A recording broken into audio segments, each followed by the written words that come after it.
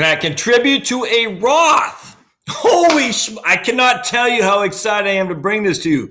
Can I contribute to a Roth if I made a bunch of Roth conversions? The answer is yes. Yes, I did not know this. My man Ben, he knows who he is. He just sent me this not cheat sheet, my goodness, 61-page IRS publication 590. And you should all read this stuff. I'm telling you, I used to read the IRS publications front to back. I still kind of do. I've kind of got out of it a little bit, but now with the new Tax Cut Act, I should do this back again. Anyway, I did not know this. If you have, and we're going to talk about this, but if you have a certain amount of compensation and then you do a bunch of Roth IRA conversions, and that puts you above the compensation level for AGI, that doesn't disclude you or exclude you from being able to convert still or be able to contribute. It's your MAGI, your modified adjusted gross income, of which your Roth conversions are not part of. Who knew? I got the best audience. I love it. I can't tell you how much stuff I've learned from you guys. It's fantastic. So Ben says, hey, I was doing we talked about this. He goes, I'm doing some research. I came up with this, blah, blah, blah. That's awesome. So subscribe. So let's dive right into this, my friends. Subscribe, thumbs up, comments, the whole thing. I tell you, the stuff that you all shared me is flipping awesome. So he says, go to page 39. All right. So we're going to go to page 39. Actually, let me go back to show you the publication. Man, all these IRS publications are actually good. It's a 590A, contributions to individual retirement arrangements, IRAs. I'll never forget when I first started Vanguard. Man, we had this. We're in trading classes in May of 1998.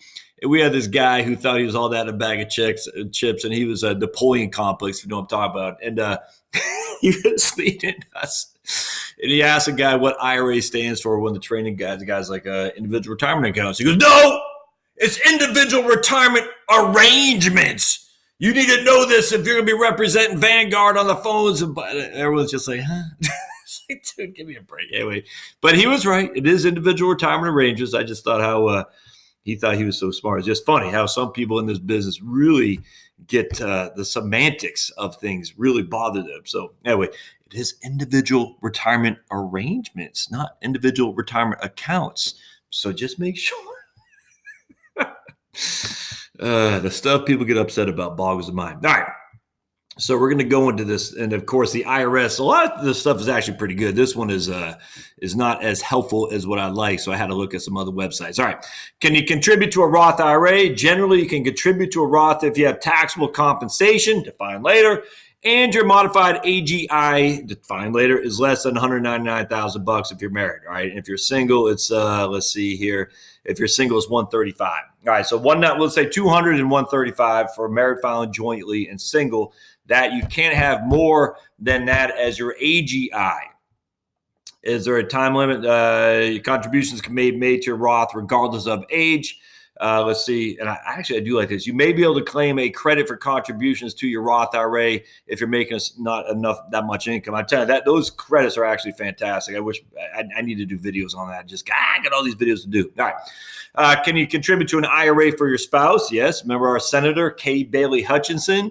It's funny because she ran for Senate in Texas. I'll never forget Gloria Steinem said, we don't need a cheerleader in Senate. And I said, I thought you're for women. And when Kay Bailey Hutchinson won, and was that 94, 96, all the feminists were against her, even though she's definitely not a conservative by any stretch of the imagination, but she was Republican and a woman. And all the feminists were on her. We don't need a cheerleader for Senate. And I thought that was okay. So that's not feminism. All right. You can contribute to a Roth IRA for your spouse, providing the contributions satisfy the Kay Bailey Hutchinson spouse IRA limit. Essentially what that means is your spouse, my wife, stays at home to raise the 4 crumb crunchers. I have a job of making compensation. If compensation is defined here, and as long as my job covers both of our, what is it today? $12,000 or something like that. As long as I make enough to cover the full extent of the contributions we put into the Roth, I can contribute for me $6,000. I can contribute to Charlotte for $6,000 as well, even if she has no compensation. And compensation includes wages, salaries, tips, professional fees, blah, blah, blah. So you get in that, but basically W-2 or 1099 income. Modified adjusted gross income. This is the big one. Your modified AGI for Roth IRA purposes is your AGI as shown in your return with some adjustments. Don't subtract conversion income when figuring out your other AGI phase outs and taxable income, such as your deduction for medical and dental expenses. Subtract them from AGI only purposes for figuring out your modified adjusted gross income for Roth IRA purposes. So what does that mean? So, well, it's confusing as all can be, but modified adjusted gross income for Roth IRA purposes. You enter your AGI, and you can just kind of go through this. Enter any income resulting from a conversion of an IRA other than Roth IRA to a Roth. So enter any income. All right, so here we go. You enter your AGI, then subtract out your Roth conversions. It says it right there. Enter any income resulting from a conversion from an IRA or 401k or whatever to a Roth in line 2. That makes sense? Then subtract line 2 from line 1. That's I never knew that. So your Roth conversions do not exclude you from being able to contribute to a Roth IRA directly, as long as your compensation amount, your MAGI, I should say, is below those thresholds.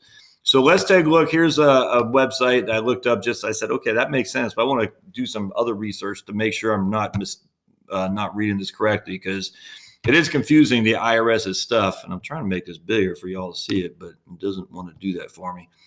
All right, so, okay, there we go. Yeah, all right, one more. All right, so this is from Zacks, finance.zacks.com. There are 2 ways to get money to Roth: making annual contributions, which will require you to have compensation and have income that falls below the annual limits. And we're not talking about conversions. We're going to talk about conversion income not included. Taxable income from Roth conversion is not included in your modified adjusted gross income when determining whether or not you're eligible. For example, say you're single and your AGI is $130,000, but $20,000 of that is coming from converting funds from a traditional to a Roth IRA. Your MAGI drops down to 110 because the conversion amount is excluded.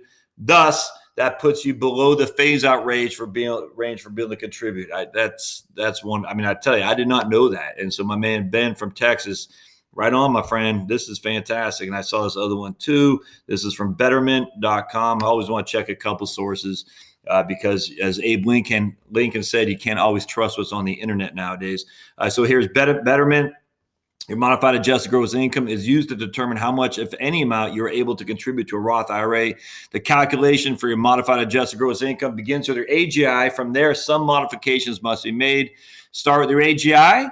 Find your adjusted gross income. All right. Subtract Roth conversions. Subtract any Roth conversions you did during the tax year. These are counted in your AGI, but now not counted as your MAGI, so they must be removed. That's just wonderful. I did not know that. I tell you, so as we're going through this, the life, I guess, together, if you will. This sounds kind of weird, but I've gotten to know a lot of people on YouTube, and I enjoyed immensely.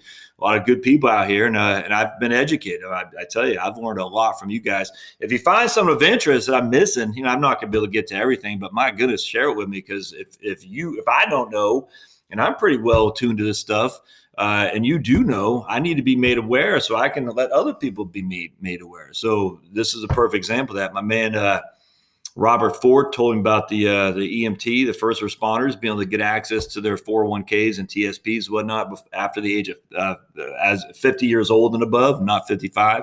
I've just learned a ton from various people on here. So don't forget to submit stuff to me for sure. Okay. Anyway, as always, if you like what you see here, subscribe down below. I'll put links to all this in the show notes. And man, thanks for being here, and we'll see you next time. Thanks.